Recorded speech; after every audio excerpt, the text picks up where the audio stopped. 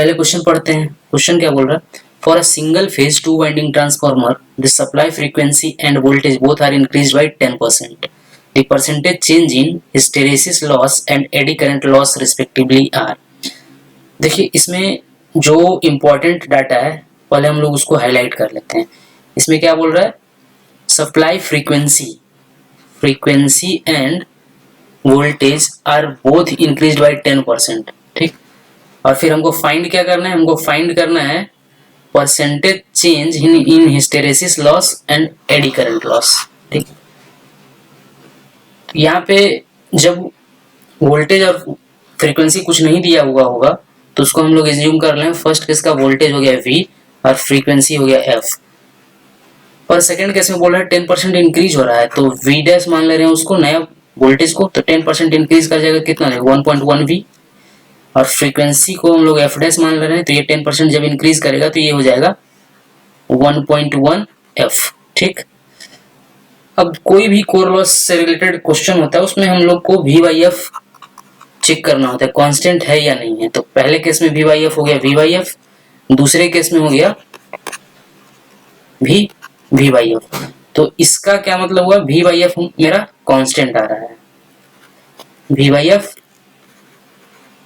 Question के अनुसार constant है। अब देखते हैं हम लोग V/F कांस्टेंट है तो उसको अलग तरीके से सॉल्व करते हैं, अगर कांस्टेंट नहीं है तो उसको हम लोग अलग तरीके से सॉल्व करते हैं। पर यहाँ जो क्वेश्चन लिए हम लोग वो V/F कांस्टेंट वाला लिए हैं। आगे के लेक्चर में हम लोग डिस्कस करेंगे जब V/F कांस्टेंट नहीं है तो उस क्वेश्चन को किस टाइप से सॉल्व किया जाता है। ठीक है, तो देखते हैं यहाँ पे। अब हम लोग को पता है जब V/F कांस्टेंट होता है, जब V/F कांस्टेंट होता है तो हिस्टेरेसिस लॉस जो होता है वो प्रोपोर्शनल होता है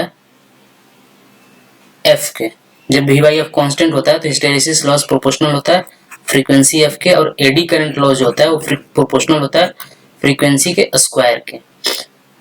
तो अब यहाँ पे हम लोग देखते हैं hysteresis loss in second case divided by hysteresis loss in first case बराबर हो जाएगा frequency in second case by frequency in first case.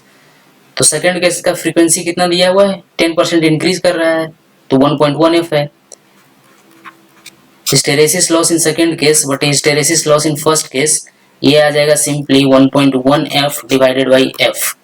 तो यहाँ से F कैंसिल हो गया तो ये आ गया hysteresis loss in second case by hysteresis loss in first case, ये हो गया 1.1। ठीक, अब हमको क्या निकालना है, परसेंटेज चेंज निकालना है। तो परसेंटेज चेंज के लिए क्या करते हैं, hysteresis percentage change in hysteresis loss बराबर होता है P hysteresis loss in second case by hysteresis loss in first case minus first 1, और परसेंटेज चेंज के लिए 100%, 100 से मल्टीप्लाई करते हैं तो ये हो जाएगा 1.1 माइनस 1 इंटू 100%।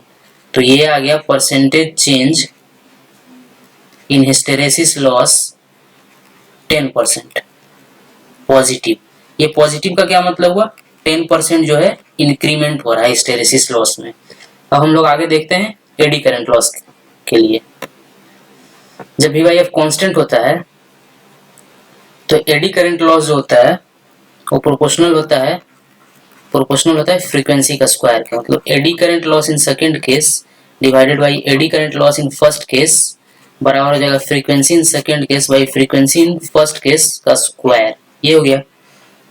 ठीक, अब फ्रीक्वेंसी इन सेकंड केस दिया हुआ है, फ्रीक्वेंसी इन सेकंड केस दिया हुआ है 1.1 F और फर्स्ट केस में फ्रीक्वेंसी F है।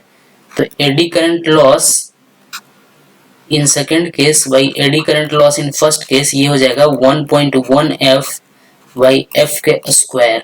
ठीक, F के स्क्वायर, तो ये आ जाएगा simply AD current loss in second case by AD current loss in first case, ये हो गया 1.21। तो हमको जो क्वेश्चन पूछ रहा है वो हम परसेंटेज चेंज पूछ रहा है, percentage change in eddy current loss. तो ये हो जाएगा PE2 minus PE1 by PE1, या फिर इसको हम लिख सकते हैं eddy percentage change in eddy current loss PE2 by PE1 minus 1, और परसेंटेज के लिए 100%, 100 से मल्टीप्लाई करते हैं इंटू 100। ठीक, यहाँ से आ गया percentage change in eddy current loss 1.21, sorry colour हम लोग चेंज कर लेते हैं, 1.21 माइनस 1 इंटू 100%, तो ये हो गया प्लस 21%। प्लस का क्या मतलब है, 21% का इंक्रीमेंट हो रहा है, 21% से इंक्रीमेंट हो रहा है एडी करंट लॉस में। तो आंसर क्या हो गया, तो यहाँ पे अपना आंसर आ गया hysteresis loss, percentage change in hysteresis loss ये हो गया 10%, और percentage change in eddy current loss ये हो गया 21%। ये भी इंक्रीज है, ये भी इंक्रीज है। ठीक, ये हो गया। हम लोग यहाँ पे गेट 2014 का क्वेश्चन डिस्कस करने वाले हैं। An open circuit test is performed on 50 hertz. Open circuit test perform किया जा रहा है 50 हर्ट्ज पे using variable frequency source keeping V/F ratio constant. V/F ratio constant है। To separate its eddy current and hysteresis loss, variation of core loss divided by frequency as a function of frequency. एक figure दिया हुआ है core loss divided by frequency versus frequency का। तो हमको से question पूछ रहा है find hysteresis loss and eddy current loss of a transformer at 25 hertz पे। 25 हर्ट्ज पे हमको हिस्टेरेसिस लॉस और एडी करंट लॉस निकालना है। पहले हम लोग क्वेश्चन के बैकग्राउंड में चलते हैं, थोड़ा थ्योरी देखते हैं। आयरन लॉस क्या होता है, KH into F plus K into F square, ठीक, into BM square. BM square क्यों ले रहे हैं, क्योंकि यहाँ पे V/F कांस्टेंट दिया हुआ है। ठीक, PI बराबर क्या हो गया, KH dash into F plus KE dash into F square. अब F को हम लोग KH डैश यहाँ पे क्या हो गया, KH डैश हो गया KH इंटू BM स्क्वायर, और KE डैश हो गया KE इंटू BM स्क्वायर। देख फ्रीक्वेंसी कॉमन लेते हैं तो PI/F ये हो गया KH dash plus KE dash into F। ये सिंपल y बराबर C plus MX straight line हो गया, स्ट्रेट लाइन का इक्वेशन हो गया। तो इस इक्वेशन में जो इसका इंटरसेप्ट है, इंटरसेप्ट कितना है KH डैश, और स्लोप हो गया KE डैश। ये जो है स्लोप हो गया, ये इंटरसेप्ट हो गया, इंटरसेप्ट हो गया KH डैश, और ये हो गया इसका स्लोप KE डैश। ये हो गया फ्रीक्वेंसी, ये PI/F।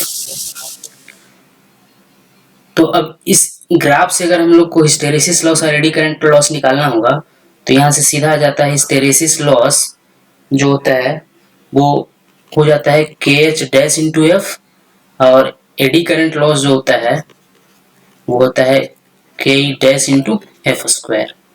ये हो जाता है, ये इंपॉर्टेंट हो गया। ठीक, अब हम लोग क्वेश्चन पे आते हैं। हम लोग सीधा क्वेश्चन देखते हैं, थ्योरी से रिलेट करेंगे क्वेश्चन को। क्वेश्चन में एक ग्राफ दिया हुआ था अपना, फ्री हैंड हम लोग ड्रॉ कर रहे हैं। एक ग्राफ दिया हुआ था,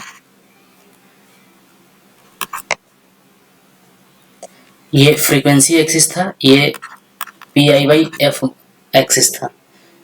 तो ये जो था 10 और इसका एंड पॉइंट जहां खत्म हो रहा था वहां पे 15 दिया हुआ था, और ये था 50 हर्ट्ज और ये था 25 हर्ट्ज। तो हम लोग इस ग्राफ को देख के हम लोग को क्लियरली पता चल रहा है कि इसका इंटरसेप्ट जो है 10 है। 10 हो गया इंटरसेप्ट, इंटरसेप्ट। अब हमको स्लोप निकालना पड़ेगा इस ग्राफ का, तो स्लोप निकाल लेते हैं y2 minus y1 but x2 minus x1। तो 15 माइनस 10 बाई 50 माइनस 0, ये तो 0 है, तो इसका स्लोप आ गया 0.1। अब हम लोग जानते हैं कि पी आई बाई एफ और एफ के बीच का जो ग्राफ होता है उसका जो इंटरसेप्ट होता है वो होता है के एच डैश। तो के एच डैश आ गया यहाँ से 10 और उसका जो स्लोप होता है वो होता है के ई डैश। तो के ई डैश यहाँ से आ गया 0.1। ठीक, अब हम लोग जानते हैं कि हिस्टेरेसिस लॉस जो होता है, हिस्टेरेसिस लॉस वो होता है K h dash into f और एडी करंट लॉस जो होता है वो होता है K e dash into F square. तो हम लोग वैल्यू बस पुट करेंगे और हमको हिस्टेरेसिस लॉस और एडी करंट लॉस जो निकालने बोल रहा है at 25 hertz frequency, 25 hertz frequency पे। तो के एच डैश हम लोग को ग्राफ से पता चल रहा है, इंटरसेप्ट कितना आ गया 10 इंटू फ्रीक्वेंसी, किस फ्रीक्वेंसी पे निकालना है तो वो हो गया 25। तो यहाँ से आ गया हिस्टेरेसिस लॉस आ गया 250 वाट। अब एडी करंट लॉस देखते हैं। एडी करंट लॉस इस ग्राफ का स्लोप कितना आया है, ये क्या है स्लोप है, ग्राफ का स्लोप आया है 0.1 और किस फ्रीक्वेंसी पे निकालना है 25 हर्ट्ज पे। तो 25 का स्क्वायर, तो यहाँ से जो है एडी करंट लॉस आ गया वो आ गया 62.5 वाट। इस टाइप के क्वेश्चन को हम लोग इस तरीके से सॉल्व करते हैं। तो ये आ गया इसका आंसर। हम लोग यहाँ पे गेट 2016 का क्वेश्चन डिस्कस करने वाले हैं। पहले क्वेश्चन पढ़ते हैं। क्वेश्चन क्या बोल रहा है, A single phase 400 volt 50 Hz transformer has iron loss 5000 watt at rated condition. When operated at 2200 volt 25 Hz, the iron loss is 2000 watt. When operated at 416 volt 52 Hz, the value of hysteresis loss divided by eddy current loss. Question पढ़ लिया। Question में important क्या है data वो हम लोग highlight कर लेते हैं। सिंगल फेज ट्रांसफार्मर जब 400 वोल्ट और 50 हर्ट्ज पे काम कर रहा है तो उसका जो आयरन लॉस दिया हुआ है 5000 वाट है, ये रेटेड कंडीशन है। फिर जब ट्रांसफार्मर 200 वोल्ट 25 हर्ट्ज पे काम कर रहा है तो उस समय उसका आयरन लॉस जो है 2000 वाट है। तो हमसे क्वेश्चन में पूछ रहा है कि जब ट्रांसफार्मर को 416 वोल्ट और 52 हर्ट्ज सप्लाई देंगे तो hysteresis loss divided by AD current loss क्या होगा, ये हमसे पूछ रहा है। अब हम लोग जो डाटा है उसको कलेक्ट कर लेते हैं। फर्स्ट केस में बोल रहा है जब 400 वोल्ट 50 हर्ट्ज ट्रांसफार्मर को दिया जा रहा है तो उस समय उसका आयरन लॉस जो है 5000 वाट है। जब ट्रांसफार्मर को 200 वोल्ट 25 हर्ट्ज सप्लाई दिया जा रहा है तो उस समय उसका आयरन लॉस जो है 2000 वाट है। तो आपको फाइंड करना है जब ट्रांसफार्मर को 416 वोल्ट सप्लाई दिया जा रहा है और 416 वोल्ट 52 हर्ट्ज सप्लाई दिया जा रहा है तो आपको hysteresis loss divided bye AD current loss find करना है। ठीक, तो हम लोग जानते हैं कि कोर लॉस जो होता है वो होता है K H into F plus के इंटू एफ स्क्वायर। ठीक, अब इसमें बारी बारी से वैल्यू पुट करेंगे और इक्वेशन फॉर्म करेंगे। फर्स्ट केस में बोल रहा है कोर लॉस या आयरन लॉस है 5000, कब के एच फ्रीक्वेंसी कितना है उस समय का 50 हर्ट्ज, फिर के इंटू 50 का स्क्वायर, ये हो गया इक्वेशन 1। फिर ये फर्स्ट केस हो गया, ये हो गया सेकंड केस, ये और तीसरे केस में हमको निकालना है। फिर दूसरा इक्वेशन हम लोग फॉर्म करेंगे। दूसरे केस में आयरन लॉस या फिर कोर लॉस दिया हुआ है 2000 वाट के एच हिस्टेरेसिस लॉस इनटू किस फ्रीक्वेंसी पे काम कर रहा है 25 हर्ट्ज पे, 25 हर्ट्ज प्लस के ई इनटू किस फ्रीक्वेंसी पे काम कर रहा है 25 हर्ट्ज का स्क्वायर। तो इससे आ गया इक्वेशन 2। अब हम लोग इक्वेशन 1 और यहाँ पे देखिए दो इक्वेशन है और दो अननोन है। अननोन क्या है, एक है के एच, अननोन यहाँ पे एक है के एच एक के ई। दो इक्वेशन दिया हुआ है, दो अननोन है। तो यहाँ से जब हम लोग इक्वेशन को सॉल्व करेंगे तो अपना वैल्यू जो के एच का आता है वो 60 आता है और के ई का वैल्यू जो आता है वो 0.8 आता है। ठीक, तो हमसे क्वेश्चन में पूछ रहा है hysteresis loss divided bye AD current loss. Hysteresis loss divided by AD current loss आप फाइंड करें। तो हिस्टेरेसिस लॉस होता है KH into F, AD current loss जो होता है वो होता है K इंटू एफ स्क्वायर। तो बारी बारी से इसका वैल्यू पुट करके देख लेते हैं direct. PH by PE, KH into F by K into F square. एक एफ से एक एफ कैंसिल हो जाएगा, एक एफ से एक एफ कैंसिल हो गया, तो ये आ जाएगा hysteresis loss by AD current loss KH बटे K इंटू एफ। KH है 60, KE है 0.8 इंटू किस फ्रीक्वेंसी पे निकालना है हम लोग को 52 हर्ट्ज पे निकालना है, तो डिवाइडेड बाई 52।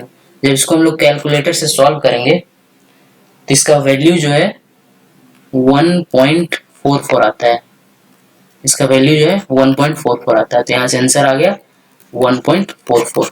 ये डेट 2016 का क्वेश्चन था और बहुत ही आसान क्वेश्चन आया था। ठीक है।